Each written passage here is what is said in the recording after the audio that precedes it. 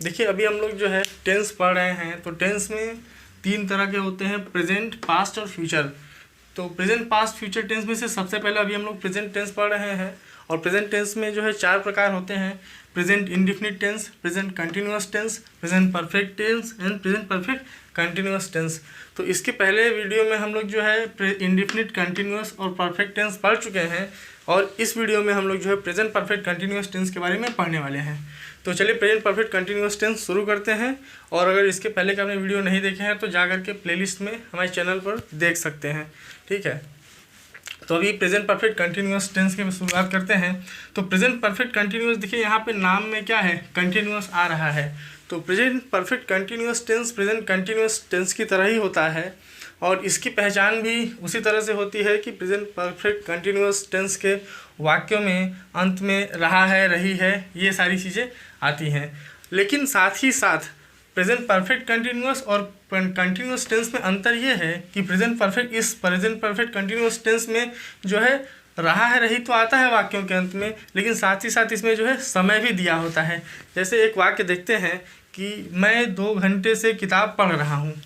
तो अब इस वाक्य में जो है देखिए सेंटेंस के लास्ट में क्या आ रहा है कि रहा हूँ, ठीक। और साथ ही साथ इसमें समय भी दिया है कि मैं 2 घंटे से किताब पढ़ रहा हूँ। या अगर ये बोला जाए कि वह 2 घंटे से नहा रही है ना, या वह 2 घंटे से खेल रहा है, तो ये सारे सेंटेंस भी जो है क्या है, प्रेजेंट परफेक्ट कंटिन्यूअस टेंस में आएंगे।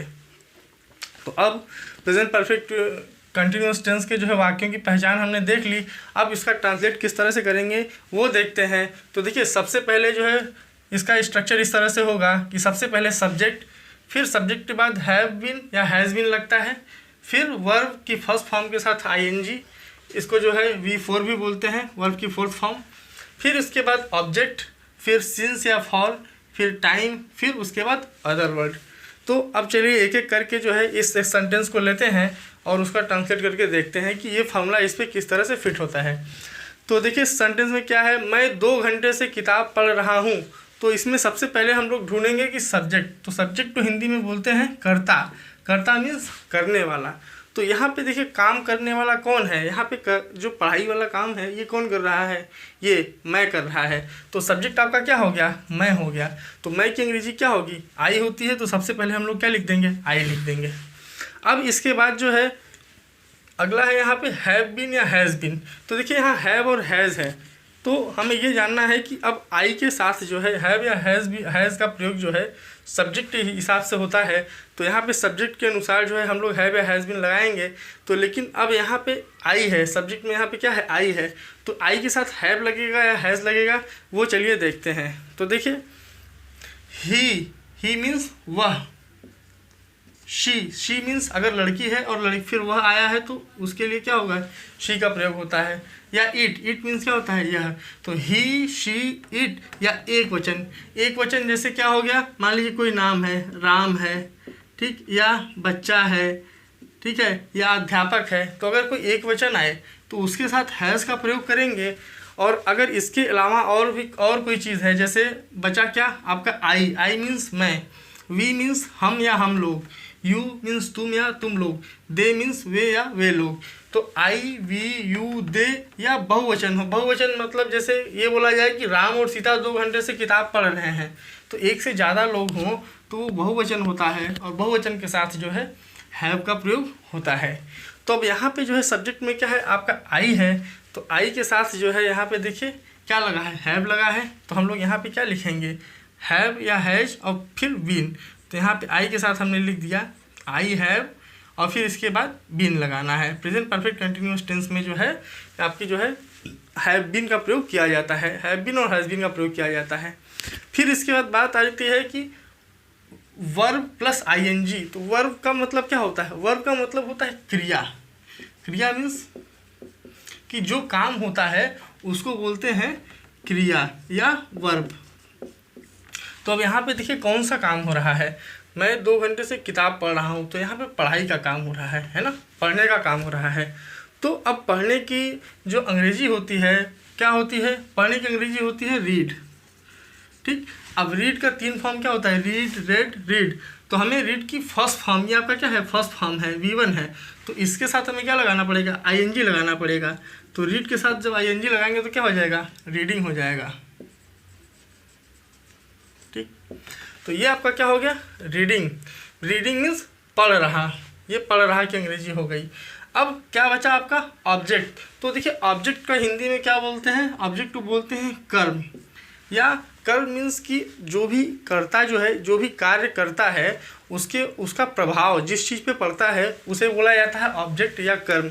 तो यहाँ पे मैं जो है पढ़ाई का जो काम कर रहा हूँ वो किस पे, क्या पढ़ रहा हूँ, किताब पढ़ रहा हूँ। ठीक, तो यहाँ पे ऑब्जेक्ट आपका क्या हो गया, किताब हो गया। तो किताब की अंग्रेजी अब हम लोग लिखेंगे, तो यहाँ पे रीडिंग के बाद हम लोग क्या लिखेंगे, अ बुक। ठीक, ये हो गया। अब इसके बाद देखिए आपका यहाँ तक हो गया कंप्लीट, जो है verb plus ING, I object तक हो गया। अब आपको सिंस या फार का प्रयोग करना है। सिंस या फार का जो है मीनिंग क्या होता है, से। ठीक, तो यहाँ पे जो है से की अंग्रेजी हम लोग लगाएंगे सिंस या फार। तो वो हमें देखना पड़ेगा कि कहाँ पे सिंस का प्रयोग किया जाएगा और कहाँ पे फार का प्रयोग किया जाएगा। तो देखिए सिंस का प्रयोग जो होता है ये होता है पॉइंट ऑफ द टाइम के लिए। सिंस का प्रयोग जो होता है पॉइंट ऑफ द टाइम, और फॉर का प्रयोग जो होता है पीरियड ऑफ टाइम।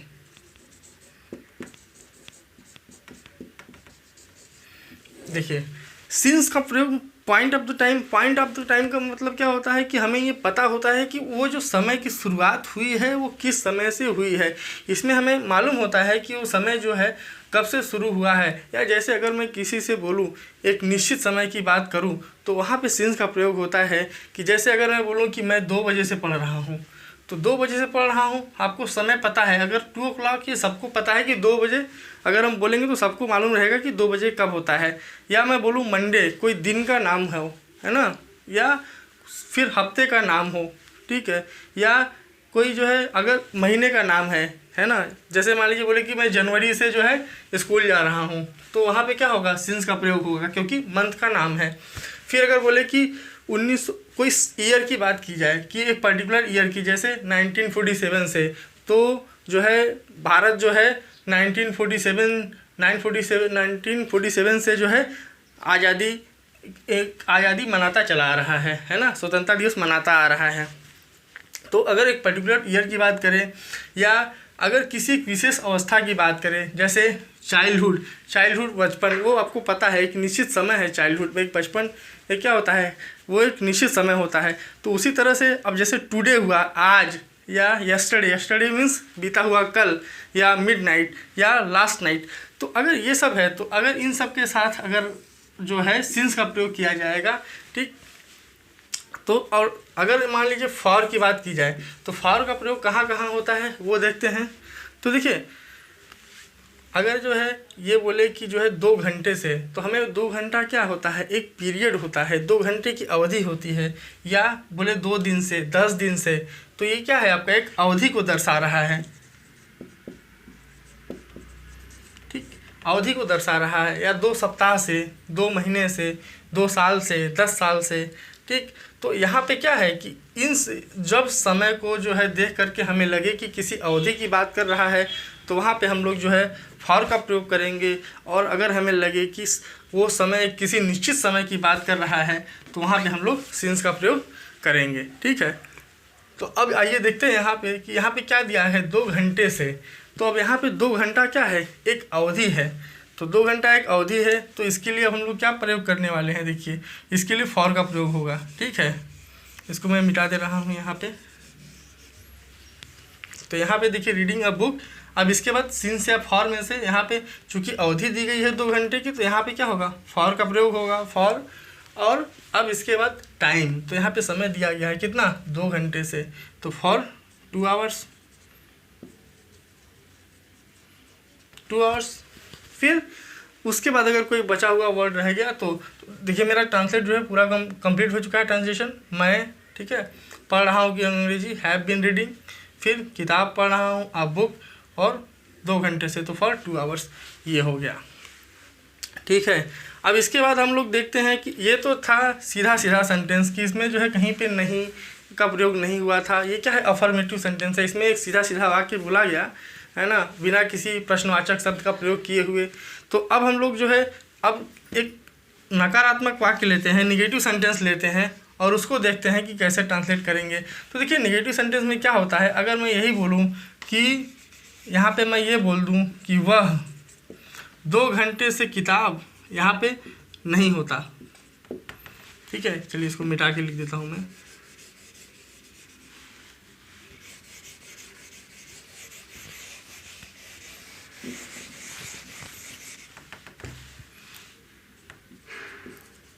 नहीं पढ़ रहा है,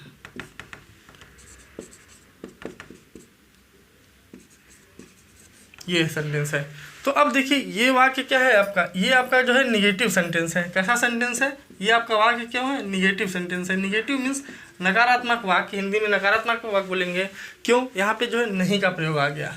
तो देखिए नहीं वाले वाक्यों का जो भी है अनुवाद पहले ही तरह से होगा, बस फर्क क्या होगा कि यहाँ पे जो है हैज़ या हैव के ठीक बाद जो है यहाँ पे हम लोग नॉट का प्रयोग कर देंगे बीच में। पहले सब्जेक्ट, फिर हैव हैज़, फिर नॉट, तब बीन, फिर verb plus ING, object, since, for, time और अदर वर्ड्स। तो सारा कुछ वही रहेगा, बस हैव के या हैज़ के बाद नॉट का प्रयोग हो जाएगा। तो अब इसको चलिए ट्रांसलेट करके देखते हैं कि यहाँ पे क्या बोल रहा है, वह 2 घंटे से किताब नहीं पढ़ रहा है। तो वह की अंग्रेजी क्या हो जाएगी, ही, ठीक। ये आपका सब्जेक्ट हो गया। अब वह के साथ हैव या हैज़ में से क्या लगने वाला है, देख करके बताइए। देखिए यहाँ पे ही, शी, इट के साथ क्या है, हैज़ का प्रयोग होता है। यहाँ पे ही है तो ही के साथ क्या होगा, हैज़ प्रयोग किया जाएगा।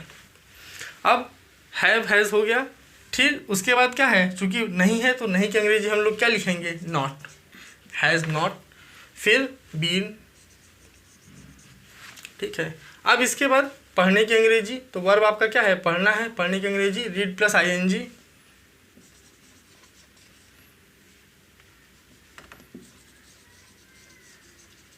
रीडिंग, ठीक है। और अब बुक, ऑब्जेक्ट होगा आपका ये। फिर वही सिंस या फॉर, तो 2 घंटे से कह रहा है तो फॉर 2 आवर्स। ये होगा आपका नेगेटिव सेंटेंस का ट्रांसलेशन, ठीक है। ये हो गया। अगर मान लीजिए यहाँ पे ये होता कि वह, अगर जैसे यहाँ पे कहा जाए कि वह रविवार से, अगर सेंटेंस में बोला जाए कि वह रविवार से किताब नहीं पढ़ रहा है, तो देखिए यहाँ पे अब क्या हो गया, रविवार से, तो ये हमें आपका शुरुआत बता रहा है कि किस दिन से। आपको सबको पता है कि रविवार क्या है, एक पर्टिकुलर डे है, ठीक है। तो एक पर्टिकुलर डे है, एक निश्चित दिन है, तो इसलिए यहाँ पे जो है फॉर ना लग करके जो है ट्रांसलेशन वैसे ही रहेगा। बस यहाँ पे फॉर की जगह हम लोग क्या प्रयोग कर देंगे, सिंस का प्रयोग कर देंगे। और यहाँ पे सिंस, और इसके बाद जो है चूँकि हमें पॉइंट ऑफ द टाइम यानी कि कब से शुरू हो रहा है वो हमें पता है, सिंस संडे। ये हो जाएगा ट्रांसलेशन, ठीक। तो अभी हम लोग जो है अफर्मेटिव सेंटेंस पढ़ चुके, निगेटिव सेंटेंस पढ़ चुके, और इसके बाद हम लोग जो है प्रश्नवाचक वाक्य को पढ़ेंगे। प्रश्नवाचक वाक्य मीन्स इंट्रोगेटिव सेंटेंस। तो इसको मैं मिटा देता हूँ, इसको आप लोग ध्यान रखिएगा, है ना, नोट कर लीजिए। उसके बाद मैं आपको आगे बताता हूँ।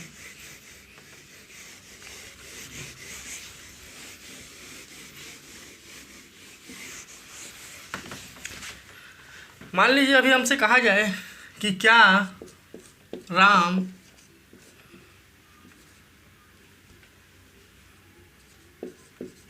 रविवार से स्कूल नहीं जा रहा है। मान लीजिए ये सेंटेंस हो गया आपका। अब इसमें देखिए क्या सेंटेंस क्या है, क्या से स्टार्ट हो रहा है, तो यहाँ पे प्रश्नवाचक होना चाहिए। क्योंकि प्रश्नवाचक है, इसमें प्रश्न पूछा जा रहा है, तो ऐसे प्रश्नवाचक शब्दों को क्या बोला जाता है, इंट्रोगेटिव बोला जाता है, ठीक है। इंट्रोगेटिव सेंटेंस, इंट्रोगेटिव मीन्स प्रश्नवाचक वाक्य। तो ऐसे वाक्यों का जो है ट्रांसलेट करने के लिए हम लोग क्या करेंगे, उसका स्ट्रक्चर देख लेते हैं किस तरह से होता है। तो देखिए इसमें सबसे पहले जो है, चूँकि वाक्य क्या से स्टार्ट है, तो सेंटेंस जब भी स्टार्ट होगा हैव या हैज से स्टार्ट होगा। फिर उसके बाद जो है सब्जेक्ट लगेगा, फिर बीन लगेगा, फिर verb plus ING, V1 plus ING, फिर ऑब्जेक्ट, फिर सिंस फॉर, और इसके बाद टाइम, और बाकी कुछ रह जाए तो अदर वर्ड। ठीक है, अदर वर्ड मतलब अगर और कुछ शब्द बच जाए तो अब यहाँ पे इस सेंटेंस को चलिए ट्रांसलेट करके समझते हैं कि कैसे ये होने वाला है। तो सबसे पहले क्या की अंग्रेजी हम लोग क्या लिख देंगे, हैव या हैज़। तो हम हैव या हैज़ हम लोग किसके हिसाब से लिखते हैं, सब्जेक्ट के हिसाब से। यहाँ के सब्जेक्ट जो है कर्ता कौन है, राम है। तो राम के साथ चूँकि राम एक वचन है, मैंने अभी आपको बताया कि एक वचन के साथ जो है हैज़ का प्रयोग होता है। तो सबसे पहले यहाँ पे हैव हैज़ में से क्या आ जाएगा, हैज़ आ जाएगा। ठीक है, हैज़। फिर सब्जेक्ट लिखेंगे तो हैज़ राम। ठीक, अब सेंटेंस में देखिए नहीं भी है, तो नहीं भी है अगर सेंटेंस में, तो देखिए सब्जेक्ट के ठीक बाद जो है और बीन के ठीक पहले नॉट का प्रयोग किया जाता है। तो यहाँ पे क्या हो जाएगा, हैज़ राम नॉट, फिर नहीं के लिए नॉट का प्रयोग कर दिया गया। फिर इसके बाद हम लोग क्या करेंगे, बीन लगा देंगे। फिर वर्ब की फर्स्ट फॉर्म के साथ आईएनजी। तो देखिए जाने की बात कर रहा है, यहाँ पे कौन सा काम हो रहा है, जाने की बात हो रही है। तो जाने की अंग्रेजी होती है गो। गो मीन्स जाना, और रहा है लगाना है, वर्ब की फोर्थ फॉर्म लगाना है, तो गो के साथ आईएनजी लगा देंगे। ये आपका क्या हो गया, गोइंग, मतलब जा रहा है। अब जा रहा है तो देखिए गो के साथ अगर जहाँ पे जाया जाता है तो उसके बाद टू लगा करके, और जहाँ जाया जाते हैं उसकी अंग्रेजी लिख देंगे।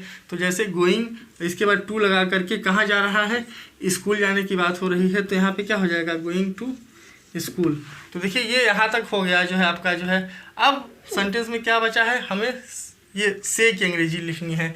तो से के लिए सिंस या फॉर में से लगाना है, और मैंने बताया था कि सिंस या फॉर का प्रयोग जो है सेंटेंस को देख करके कि अगर पॉइंट ऑफ द टाइम हो तो जो है सिंस, और पीरियड ऑफ टाइम हो तो फॉर का प्रयोग।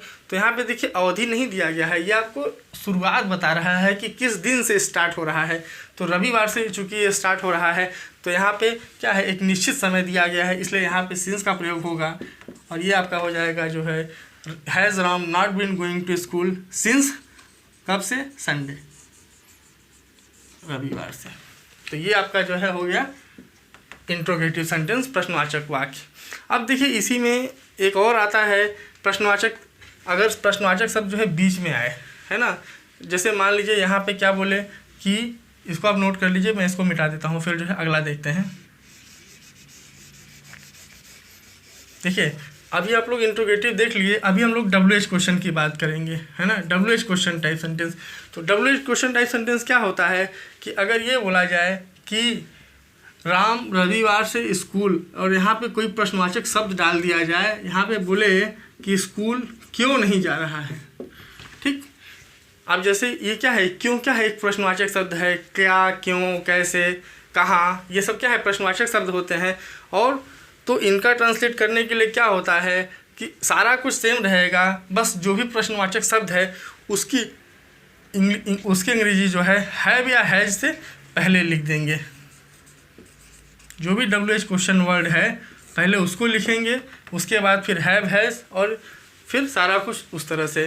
तो अब अगर हमें मान लीजिए ट्रांसलेट करना है कि राम रविवार से स्कूल क्यों नहीं जा रहा है, तो अगर ऐसा है सेंटेंस में तो क्या करेंगे कि हैज़ के पहले मैंने आपको क्या बताया कि जो क्यों, इस क्यों क्या है, ये WH क्वेश्चन वर्ड है, और क्यों की अंग्रेजी होती है व्हाई। क्यों की अंग्रेजी होती है व्हाई। तो व्हाई को जो है हैज से पहले रख देंगे।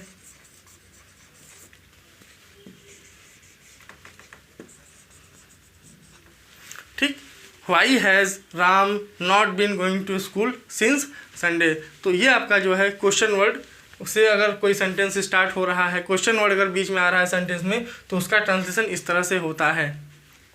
इस तरह से हमारा जो है ये प्रेजेंट परफेक्ट कंटिन्यूअस टेंस पूरा हो गया। ठीक है, अभी आप लोग नोट कर लीजिए। इसके बाद हम लोग जो है पास्ट इंडेफिनिट टेंस के बारे में, है ना, उसके चारों प्रकार, past indefinite, past continuous, perfect और परफेक्ट कंटिन्यूअस टेंस के बारे में इसके बाद पढ़ेंगे। और अगर आपने चैनल को सब्सक्राइब नहीं किया तो सब्सक्राइब कर लीजिए, ताकि आपको जो है अगली वीडियो तुरंत की तुरंत मिल जाए।